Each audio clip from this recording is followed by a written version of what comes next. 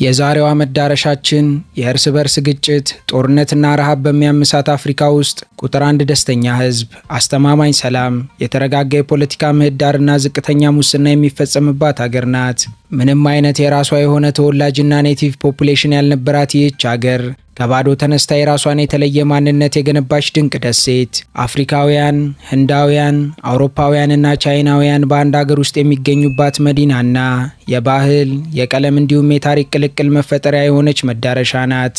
እድሉን አግኝተን ይህችን ሀገር ከላይ ከሰማይ ወደታች እንመልከታት ያልን እንደሆን በጥልቁ የህንድ ውቅያኖስ መሃል ላይ ግዙፍ ፏፏቴ ወደ ውስጥ የሚፈስባት መስላ በተፈጥሮዋ ታስደንቀናለች። ከፏፏቴዋ አልፈን ደግሞ አይናችንን ወደ መሬቷ ብንጥል አረንጓዴ፣ ቀይ፣ ቡናማ፣ ሐምራዊ፣ ሰማያዊና ሌሎች ቀለማት በአንድ ላይ ተደምረው መሬቱን በሰባት የተፈጥሮ ቀለማት ሲያሸበርቁት እጃችንን በአፋችን ጭነን እንመለከታለን። ይህ ብቻ አይደለም። ይህች እንቆቅልሽ የሆነች ደሴት በዓለም ላይ እጅግ ብርቅዬ የነበረችውና አሁን ከምድረ ገጽ ሙሉ በሙሉ የጠፋችው መብረር የማትችለው የዶዶ ወፍ ብቸኛ መኖሪያም ነበረች። ዛሬስ ምን አለ ካላችሁኝ ደግሞ በብሔራዊ ፓርኮቿ ውስጥ ዕድሜያቸው ከ150 ዓመት በላይ የሆናቸው ግዙፍ ኤሊዎች በነጻነት እየተንሸራሸሩ ይገኙባታል። ይህች ሀገር ተፈጥሮ የራሷን ሸራ ዘርግታ ወደር የሌለው ውብ ስዕል የሳለችባት፣ እያንዳንዱ የባህር ዳርቻና ተራራ የራሱ የሆነ የጥበብ ሚስጥር የደበቀባትና ግርማ ሞገስ የተላበሰባት የምድር ላይ ገነት ናት። ታዋቂው አሜሪካዊ ጸሐፊ ማርክ ትዌይን ይህንን ስፍራ ከጎበኘ በኋላ በውበቷ ተደንቆ መጀመሪያ ይህች ደሴት ተፈጠረች፣ ከዛም ሰማያዊቷ ገነት እሷን አርአያ አድርጋ ተቀረጸች ብሎ እስኪመሰክርላት ድረስ የተፈጥሮ ጸጋ የተንቆጠቆጠባት ምድር ናት። መዳረሻችን ከአህጉራችን አፍሪካ አህጉርነቷን ብቻ ብትጋራም እንደ ሌሎቻችን ሰው ሰራሽ ድህነት ያለከፋት ሀገር ናት። እንዴት ካላችሁኝ ዘልቀን ወደ ህዝቦቿ ገብተን ኪሳቸውን እንመዝን ያልን እንደሆን ዜጎቿ ባላቸው የነፍስ ወከፍ ገቢ ከአህጉራችን ሀገራት በሀብት ማማ የተቀመጡ ሆነው እናገኛቸዋለን። ይህ ከደነቃችሁ ሌላም ሊጨምር። ሀብታቸው በስቶ በምን እናጥፋው ብለው ዓለምን መዞር ቢያሻቸው እንደኛ ሳይገለመጡ ማነህ ከየትነህ ሳይባሉ የዚህች ሀገር ዜጋ በመሆናቸው ብቻ ሁሉንም የአውሮፓ ህብረት አባላትን ጨምሮ ወደ 159 የሚጠጉ የዓለም ሀገራትን አፍሪካዊ ሆነው ያለ ቪዛ መጎብኘት ይችላሉ። ተፈጥሮ ምድራዊ ገነት አድርጋ ብትሰራት ዜጎቿ ደግሞ አኗኗራቸውን ገነት አድርገው በደስታ ይኖሩባታል። እዚህ ሰው ሆኖ መገኘትና ዜጋ መሆን ብቻ ያሸልማል። ትምህርት ነፃ ነው፣ የጤና አገልግሎትም እንዲሁ። ክብራትና ክብራን፣ ከአስማታዊ የውቅያኖስ ውስጥ ፏፏቴ እስከ 7ቱ ቀለም መሬት፣ ከጠፋችው የዶዶ ወፍ ታሪክ እስከ ሞቅ ያለ የህዝቦች ውህደት ድረስ ወዳቀፈችው ሞሪሺየስ እንኳን በደህና መጣችው። ዛሬኛና አርሶ በህንድ ውቅያኖስ ላይ ጎራ ብለን ይህችን ምድራዊ ገነት እንጎበኛለን።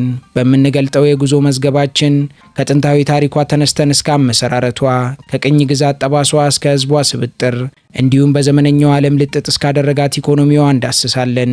አልፈንም እንደ ቱሪስት ከደጇ ተገኝተን የነፍስ ምግብ የሆኑት የቱሪስት መዳረሻዎቿም አይቀሩንም። እርሶም የዚህ አስደናቂ ጉዞ አካል ለመሆን ቻናላችንን ሰብስክራይብ በማድረግ ብቻ ቪዛዎትን አስመትተው አብረውን ይጓዙ።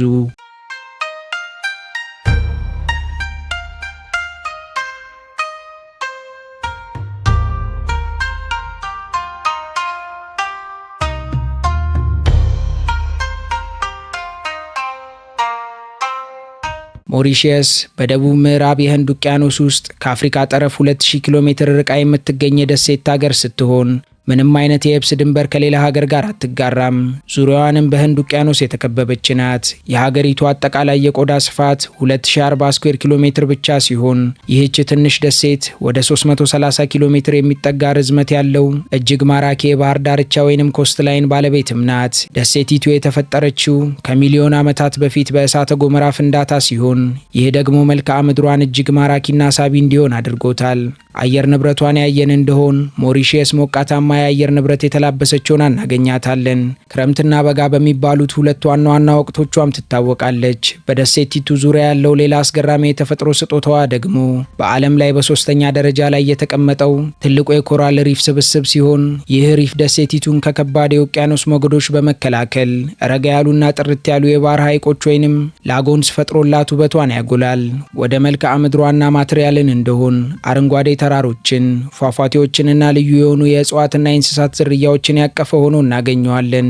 በሀገሪቱ ውስጥ ከ60 በመቶ በላይ የሚሆነው ህዝብ የህንድ ዝርያ ወይንም ኢንዶ ማውሪቲያንስ በመባል የሚታወቁት ሲሆኑ የተቀሩት ደግሞ የአፍሪካ፣ የቻይናና የአውሮፓ ዝርያ ያላቸው ናቸው።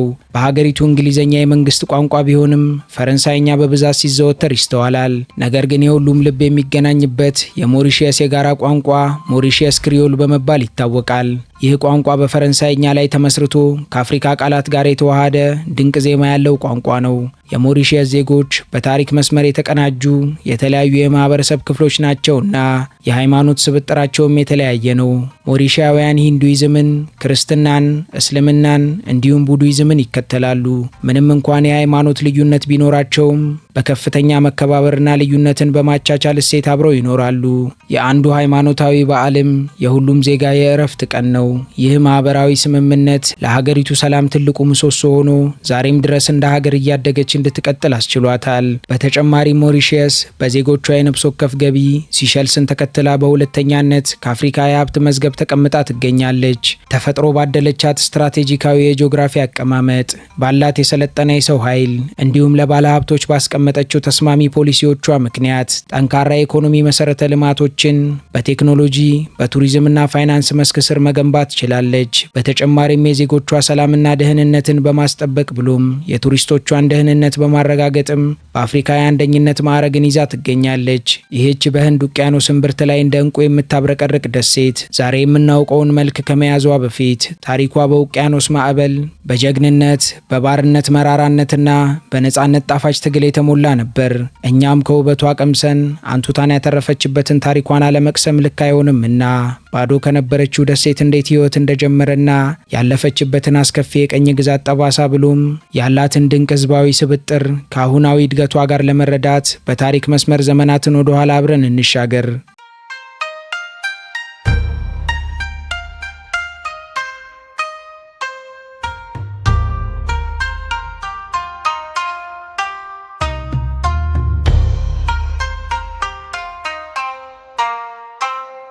ብዙዎች እንደሚገምቱት ሞሪሺየስ ውስጥ ጥንታዊ ጎሳዎች ወይንም ቀደምት ህዝቦች አልነበሩም። ደሴቷ በእሳተ ገሞራ ፍንዳታ ምክንያት ከባህር ውስጥ የወጣች በመሆኗ ለዘመናት የሰው ልጅ እግር አልቆመባትም ነበር። የሰው ልጅ በደሴቷ ከመድረሱ በፊትም ደሴቷ የጥቅጥቅ ያሉ ደኖችና የብርቅዬ እንስሳት መገኛ ነበረች። ከነዚህ መካከልም መብረር የማይችለው ዝነኛው ዶዶ የተባለው ወፍ ይገኝበታል። ሞሪሺያውያንም ስለዚህ ወፍ ሲናገሩ እንዲህ ይላሉ። በጥንት ዘመን ደሴቲቱ ምንም አይነት አዳኝ እንስሳ የሌለባት በጣም ሰላማዊ ቦታ ነበረች። በዚህም ምክንያት አንድ ወፍራምና እርግብ የሚመስል ወፍ መብረር እንደማያስፈልገው ወሰነ። መሬት ላይም ጎጆ እየሰራ በሰላም ኑሮን ቀለሰ። ይህም ታዋቂው የዶዶ ወፍ ነበር በማለት ያስታውሱታል። ዛሬ ላይ ይህ ወፍ ከምድረ ገጽ ቢጠፋም የሞሪሺየስ ብሔራዊ መታወቂያ ሆኖ ቀጥሏል። ዶዶም ደሴቲቱ ማንም ያልነካትና የሰላም መሸሸጊያ የነበረችበት ጊዜ ትዝታ ነው። ኋላ ላይም በ10ኛው ክፍለ ዘመን አካባቢ የአረብ መርከበኞች ደሴቷን ተመለከቷት። ስሟንም ዲናሮቢ ወይንም የበረሃ ደሴት ብለው ጠሯት። ነገር ግን አረፉባት እንጂ በደሴቷ ለመኖር አልሞከሩም ነበር። ቆይቶም የሞሪሺየስ እውነተኛ ታሪክ የአውሮፓውያን መምጣትን ተከትሎ ጀመረ።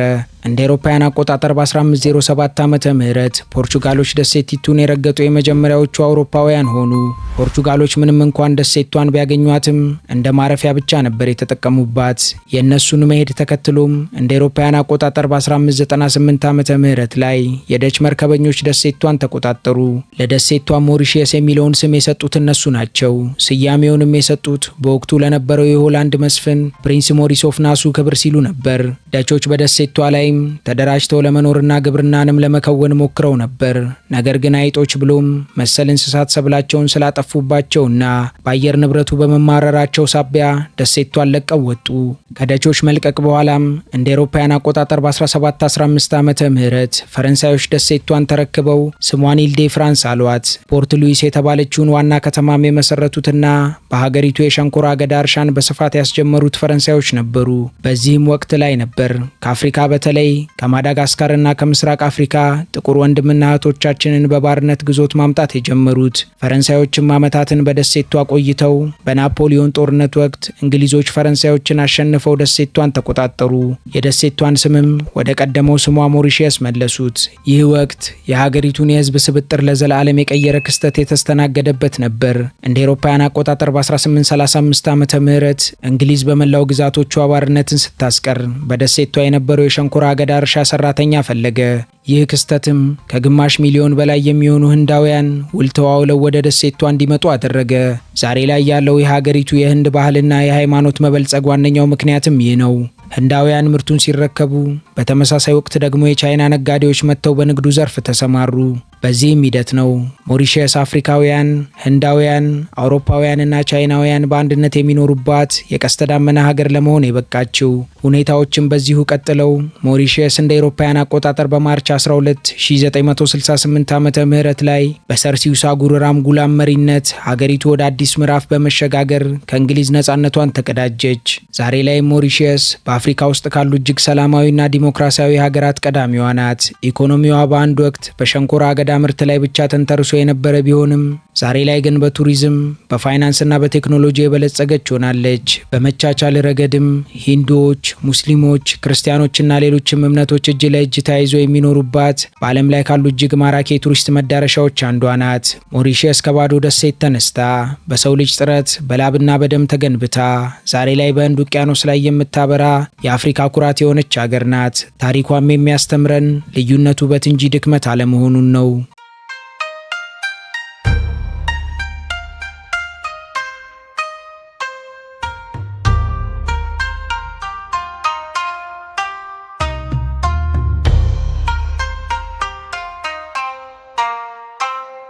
የሞሪሸስ ዋና ከተማ ፖርት ሉዊስ ስትሆን የሀገሪቱ መዲናና ትልቋ የኢኮኖሚ ማዕከል ናት። እንደ አውሮፓውያን አቆጣጠር በ1736 በፈረንሳዮች የተመሰረተችው ይህች ከተማ በስሟ የፈረንሳዩን ንጉስ ሉዊስ 15ኛን ትዘክራለች። አሁን ላይም በመዲናዋ ከ140 ሺህ እስከ 150 ሺህ የሚገመት ህዝብ ይኖሩባታል። ፖርት ሉዊስ ከሌሎች የሀገሪቱ ከተሞች በልዩ ሁኔታ የምትለየው የባህር ወደብ በመሆኗና የሀገሪቱ ዋና ዋና የፋይናንስ የንግድና የመንግስት ተቋማት ስለሚገኙ ባት ነው። ከተማዋም የቅኝ ግዛት አርኪቴክቸርና የዘመናዊ ህንፃዎች ውህድ ናት። የማዕከላዊ ገበያው የከተማዋን ነዋሪዎች የዕለት ተዕለት ህይወት፣ የጎዳና ላይ ንግድና የባህል ብዝሃነት ቁልጭ አድርጎ የሚያሳይ ሲሆን እርስዎም በዚህች ከተማ በአካል ከተገኙ አንድ አስገራሚ ነገርን ይታዘባሉ። በከተማዋ ውስጥ መስጊዶች፣ ቤተ ክርስቲያኖች፣ የሂንዱ ቤተ መቅደሶችና የቻይና ፓጎዳዎች በአንድ ጎዳና ላይ ጎን ለጎን ተገንብተው ይታያሉ። ይህም የህዝቡን መቻቻል ያሳያል። እነዚህ ህዝቦችም ልዩነታቸውን አንድ ላይ አብረው አዋህደው ደሴቲቱን ለመጎብኘት የሚመጡትን እንግዶችም እንደ ቤታቸው እንዲሰማቸው አድርገው ይሸኛሉ። እኛም በሞሪሸስ ከተገኘን አይቀር መነሻችንን የሞሪሸስ ደም ስር ከሆነችው ፖርት ሉዊስ ከተማ አድርገን ዞር ዞር እያለን የቱሪስት መዳረሻዎቿን እንቃኝ። ይህች ከተማ የዘመናዊነትና የጥንታዊነት አስገራሚ ውህደት ናት። የከተማዋን አየር ስንተነፍስ የታሪክ ጠረን አብሮ ሲነፍስ ይሰማናል። በመዲናዋም ስንዘዋወር በዩኔስኮ የዓለም ቅርስነት የተመዘገበውን አፕራቫሲጋትን እናገኛለን። ይህ ስፍራ በ19ኛው ክፍለ ዘመን ግማሽ ሚሊዮን የሚሆኑ የህንድ ሰራተኞች ተስፋ ሰንቀው የገቡበትና የደሴቲቱን የግብርና ታሪክ የለወጡበት ታሪካዊ በር ነው። እኛም እዚህ ስንቆም የእነዚያን የጥንት ሰዎች የድካምና የተስፋ ትንፋሽ የምንሰማ ያህል ይሰማናል። ከዚህ የታሪክ ማማ ተካፍለን ስናበቃ ደግሞ ወጣ ብለን ወደ ማዕከላዊ ገበያ ወይንም ሴንትራል ማርኬት እንጓዝ። በማዕከላዊው ገበያ ላይ ስንቆም በቅመማ ቅመም ጠረን፣ በነጋዴዎች የደስታ ጩኸትና በባለ ህብረ ቀለማት አትክልቶች ላይ አይናችን ያርፋል። በገበያው ተገኝተንም ከህዝቡ ጋር ተቀላቅለን የሞሪሸስን የባህል ምግቦች መቅመስ እንዲሁም የከተማዋን ደማቅ ህይወት መካፈል እንችላለን። ከፖርት ሉዊስ የከተማ ግርግርና የታሪክ ማህደር እስኪበቃን ተቋድሰን ስናበቃ ደግሞ ተፈጥሮ በራሷ እጅ ወደ ሳለችው አስማታዊ ስፍራ ይዣችሁ ልሂድ። ቻማሬል ላይ ደርሰናል። ቻማሬል ላይ ተገኝተን ተፈጥሮ እንዴት ያለች ድንቅ ሰዓሊ እንደሆነች እንመሰክራለን። ይህ ስፍራ የሰባቱ ቀለማት መሬት በመባል የሚታወቅ እጅግ አስገራሚ የተፈጥሮ ክስተት መገኛ ሲሆን ከሚሊዮን ዓመታት በፊት በእሳተ ገሞራ ፍንዳታ ምክንያት የተፈጠረ የመሬት አካል ነው። ይህ መሬት ቀይ፣ ቡናማ፣ ወይን ጠጅ፣ አረንጓዴ፣ ሰማያዊ፣ ሐምራዊና ቢጫ ቀለማትን እንደ ቀስተ ደመና አዋህዶ ይዟል።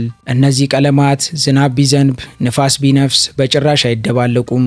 ቦታውንም ተአምረኛ ያስባለው ይህ እውነቱ ነው። በተጨማሪም በዚህ ቦታ ከ100 ሜትር ከፍታ ላይ ቁልቁል የሚወርደው የቻማሬል ፏፏቴ ግርማ ሞገስ ከተላበሰ ድምፁ ጋር ይገኛል። እኛም በቻማሬል ተገኝተን የተፈጥሮን ጥበብ ማድነቅ እንዲሁም በካሜራችን የማይረሱ ትውስታዎችን መያዝ እንችላለን። የቻማሬልን ህብረ ቀለም በአይናችን ካስቀረን በኋላ ደግሞ የባህር ሞገድ ወደሚጣራበት ቦታ ልውሰዳችሁ። በፈጣን ጀልባ ወይንም ስፒድ ቦት እየተጓዝን ነፋሱን እየሰነጠቅን ስንሄድ ከፊት ለፊታችን አንድ ገነት ብቅ ትላለች። እሷም ኢሎ ሰርፍ ናት። የዚች ደሴት አሸዋ ልክ እንደ በረዶ ነጭና ለስላሳ ሲሆን ባህሩ ደግሞ ከፀሐይ ብርሃን ጋር ተዳምሮ እንደ አልማዝ የሚያንጸባርቅ ጥርት ያለ ሰማያዊ ነው። ይህ ስፍራ የነፍስ ረፍትና የአድቬንቸር ቱሪዝም አፍቃሪያን መናኸሪያ ነው። እኛም ከአድቬንቸር ቱሪዝም አፍቃሪያን እንደ አንዱ ከሆንን በፓራሴሊንግ በሰማይ ላይ እየበረርን ደሴቲቱን ከላይ የመመልከት እድል እናገኛለን። የለም ካልን ደግሞ ሲሻን በውሃ ላይ በመንሸራተት ካልሆነም ደግሞ ከዘንባባ ዛፎች ስር አረፍ ብለን ሞቃታማውን ፀሐይ እየሞቅን የህይወትን ጣዕም ማጣጣም የግላችን ነው። በዚህ መዳረሻ አይረሴ የደስታና የፈንጠዝያ ጊዜ ካሳለፍን በኋላ ደግሞ ከዓለም ራቅ ብለን ወደ ጥልቅ መንፈሳዊ ጸጥታና የማሰላሰል ዓለም እንጓዝ። ወደ ደሴቲቱ ማዕከላዊ ተራሮች ስንወጣ በእሳተ ገሞራ ጉድጓድ ውስጥ የተፈጠረውን ጋንጋታውላ በመባል የሚታወቀውን ቅዱስ ሐይቅ እናገኛለን። እዚህ ቦታ ላይ ስንደርስ አየሩ በዕጣን ጠረን ይታወዳል። ፍጹም የሆነ የሰላም ስሜትም ይወረናል። ቦታውም ግራን ባሲን ይሰኛል። ግራን ባሲን በሂንዱ እምነት ተከታዮች ዘንድ ከህንድ ሀገር ውጭ የሚገኙ እጅግ ቅዱስ ስፍራዎች ውስጥ አንዱ ነው ተብሎ ይታመናል።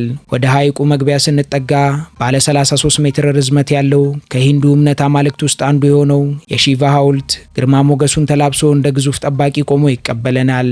እኛም በዚህ ቦታ ተገኝተን በሐይቁ ዙሪያ ያሉትን ውብ ቤተ መቅደሶች መጎብኘት አልፈንም የቦታውን ጸጥታ ተጠቅመን ከራሳችን ጋር ማውራትና ማሰላሰል እንችላለን።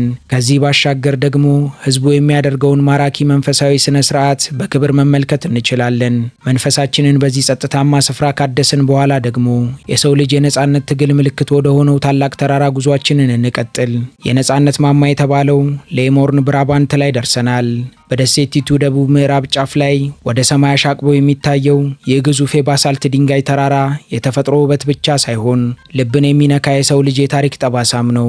በ18ኛውና 19ኛው ክፍለ ዘመን ከጭካኔው የባርነት ቀንበር ያመለጡ ሰዎች መደበቂያና የነጻነት ምሽግ የነበረ ስፍራም ነበር። ይህ ቦታ ባሮች ወደ ባርነት ከመመለስ ሞትን የመረጡበትና ራሳቸውን ከተራራው ላይ የወረወሩበት ስፍራ ነው። ዛሬ ላይም ይህ መስህብ የነጻነትና የጽናት ተምሳሌት ሆኖ በዩኔስኮ የዓለም ቅርስነት መዝገብ ስር ተመዝግቦ ይገኛል። እኛም እዚህ ተገኝተን ይህንን ታሪካዊ ተራራ በእግር በመውጣት ጫፍ ስንደርስ ከስር የሚታየውን የህንድ ውቅያኖስ እይታና በውስጡ ያለውን አንደር ዋተርፎል ኢሉዥን እያየን በተፈጥሮ መደነቅ እንችላለን። ቆይተንም በጽሞና የዚህን ተራራ ጽናትና ውበት ከተመለከትን በኋላ የድካም ማብረጃ ወደ ሆነው ጸጥተኛ የባህር ዳርቻ ልውሰዳችሁ። ትሩኦ ቢሽ ላይ እንገኛለን። ይህ የባህር ዳርቻ በሞሪሸስ ካሉ እጅግ የተረጋጉና ጸጥታ የሰፈነባቸው ስፍራዎች ግንባር ቀደሙ ሲሆን ማዕበል የማይበዛበት እንደ መስታወት የጠራ ባህርም ጭምር ነው። ዘልቀን ውስጥ ስንገባም ከስሩ አስደናቂ የሆነ የኮራል ሪፍ ደብቆ እናገኘዋለን። ይህ ስፍራ በውሃ ውስጥ በመዋኘት የተፈጥሮን ሚስጥር ለመመልከት የተፈጠረ ድንቅ መስህብ ነው። እኛም መነጽራችንንና የዋና ትጥቃችንን አሟልተን ወደ ውሃው ስንዘልቅ በሺዎች የሚቆጠሩ በቀለም ያሸበረቁ የአሳ ዝርያዎችና የውሃ ውስጥ እጽዋቶች ሲደንሱ የመመልከት እድሉን እናገኛለን። ዋናው በቅቶን ከውሃው ስንወጣም ረጃጅም የዘንባባ ዛፎች የሚያወጡትን የንፋስ ዜማ በነጭ አሸዋው ላይ ሆነን እየቃረምን ዘና ማለት እንችላለን። ከዚህ ሁሉ ጉዞ በኋላ መምሸቱ አይቀርምና ምሽቱን በደማቅ ቀለማት ወደምናሳልፍበት ሰፊ የባህር ዳርቻ ይዣችሁ ልሂድ። የጀንበር መጥለቂያ መድረክ በሆነው ፍሊኬን ፍላክ ላይ እንገኛለን። በምዕራባዊ ጠረፍ ላይ የሚገኘው የረዥምና ሰፊ የባህር ዳርቻ ቀናችንን ለማገባደድ ትክክለኛው ስፍራ ነው። ፍሊኬን ፍላክ በለስላሳ አሸዋውና ጥልቀት በሌለው ሞቃታማ ውሃው ይታወቃል። ነገር ግን የዚህ ስፍራ ትንግርት የሆነ መስህብነቱ የሚጀምረው አመሻሽ ላይ ነው። እዚህ ጀንበር ወደ ህንድ ውቅያኖስ ልትጠልቅ ስትል ሰማዩ በብርቱካናማ ቀይና ወርቃማ ቀለማት ይሞሸራል። እኛም ይህንን ትዕይንት እያየን በባህሩ ዳርቻ በባዶ እግራችን ረዥም የእግር ጉዞ እያደረግን የሞሪሸስን ባህላዊ ሙዚቃ ማዳመጥና ድንቅ ጊዜ ማሳለፍ እንችላለን። ምሽታችንን በዚህ ድንቅ ደሴት ታሳልፈን ስናበቃ ደግሞ አድረን በማግስቱ ወደ ሚስጥራዊቷና የዘመናዊነት ግርግር ወዳልደረሰባት የመጨረሻዋ መዳረሻችን እናቅና። ሮድሪጌዝ ደሴት ላይ ተገኝተናል። ከሞሪሸስ 560 ኪሎ ሜትር ርቃ የምትገኘው የሮድሪጌዝ ደሴት ወደ ኋላ በጊዜ የተመለስን ያህል እንዲሰማን የምታደርግ ያልተነካች የተፈጥሮ ገነት ናት። እዚህ የከተማ ጫጫታ የለም። ያለው የተፈጥሮ ዜማና የሰዎች ፍጹም ደግነት ብቻ ነው። ይህች ደሴት በመቶዎች የሚቆጠሩ ግዙፍ ኤሊዎች በነጻነት በሚንቀሳቀሱበት የተፈጥሮ ጥበቃ ስፍራዋና በአስገራሚ የኖራ ድንጋይ ዋሻዎቿ ትታወቃለች። እኛም እዚህ ተገኝተን ከነዋሪዎቿ ጋር የባህል ልውውጥ ማድረግ ካሻንም ደግሞ ወደ ጥልቁ ውቅያኖስ በመግባት ያልተነኩ ኮራሎችን ሰላም ብለን መመለስ እንችላለን። የውሃው ይቅርብን ካልንም ግዙፍ ኤሊዎችን እየመገብን መቆየት አልፈንም የህይወትን እውነተኛ ሰላምና የእረፍትን ትርጉም ተረድተን ጉዟችንን እናገባድዳለን። ሞሪሺየስ ማለት በካርታ ላይ የምትገኝ አንዲት ትንሽ ደሴት ብቻ አይደለችም። ሞሪሺየስ ማለት አይምሮን የሚያድስ የተፈጥሮ ውበት፣ ነፍስን የሚያረካ የመንፈስ ጸጥታና ልብን የሚነካ የታሪክ ጥልቀት የተዋደባት ልዩ ስሜትን የምትሰጥ ሀገር ናት። ከፖርት ሉዊስ ታሪካዊ ግድግዳዎች እስከ ቻማሬል አስማታዊ ቀለማት፣ ከሌሞርን ብራባንት የነጻነት ጩኸት እስከ ሮድሪጌዝ ደሴት ፍጹም ሰላም፣ ይህች ሀገር በህይወት ዘመን የማይረሳና በልብ ውስጥ ታትሞ የሚቀር ማራኪ ትዝታን ትሸልማለች። ይህችን ምድር መጎብኘት የህይወትን ትክክለኛ ውበት እንደ አዲስ የማግኘት ያህል ነው።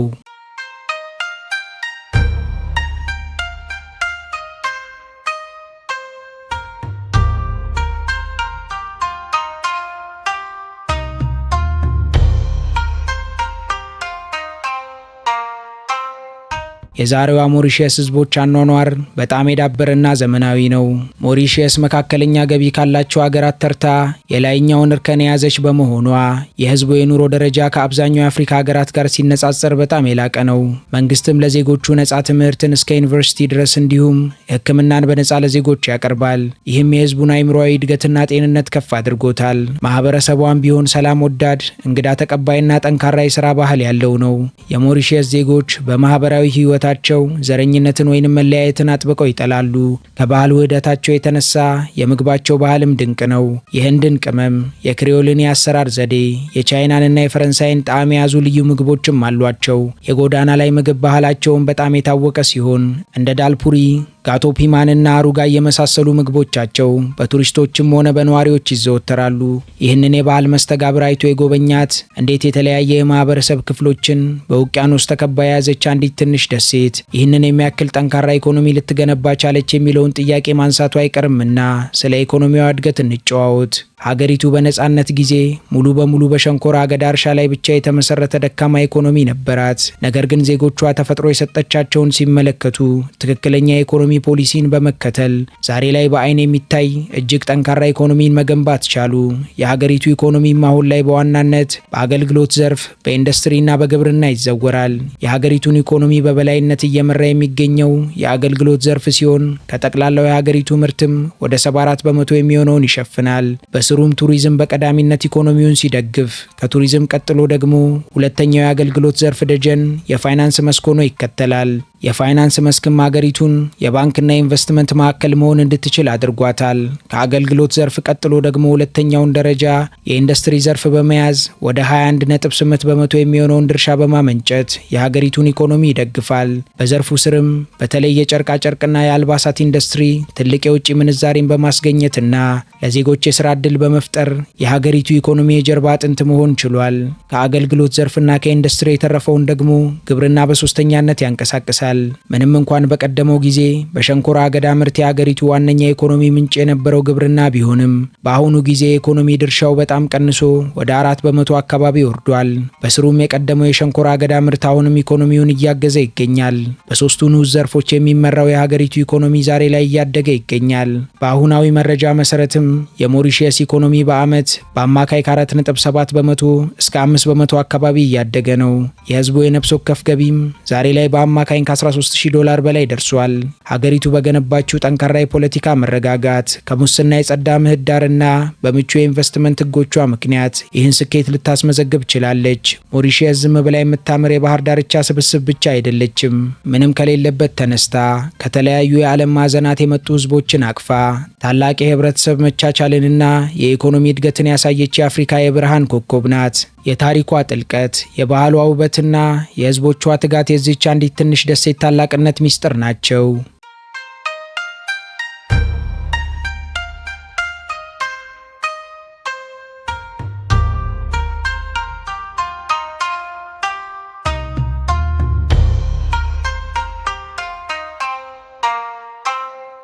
ውድ የሀገሬ ልጆች የዛሬው የሞሪሺየስ ቅኝታችን እዚህ ላይ ያበቃ።